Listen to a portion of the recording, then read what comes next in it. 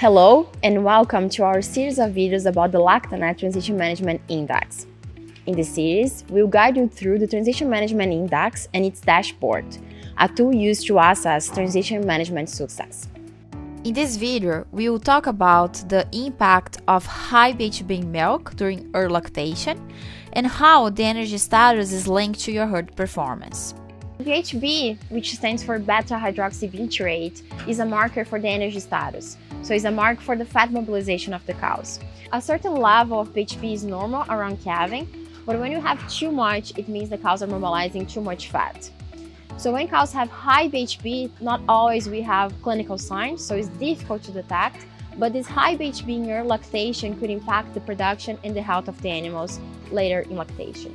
Using data from 5,000 hosting herds across Canada, we detect that 13% of the cows have high BHB milk in the first milk test.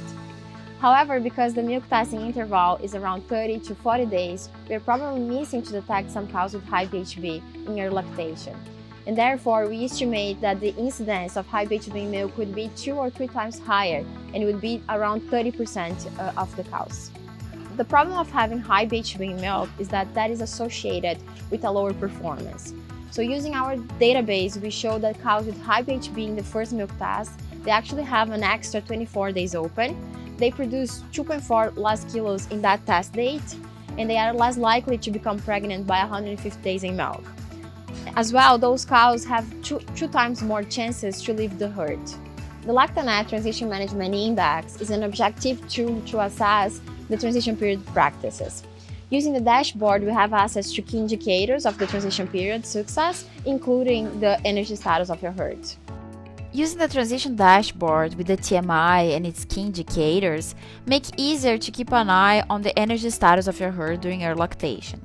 In the Energy Status tab, you can see the incidence of animals with high BHB in milk during your lactation. The tables on the right will help you to identify which animals are affected. So if you double-click on the test date, we can see the positive animals on that specific test date. There are two main periods where we should pay special attention.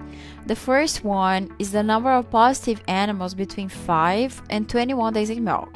If there are too many positive animals during this time, this could indicate that the cows are starting to mobilize fat reserves even before calving.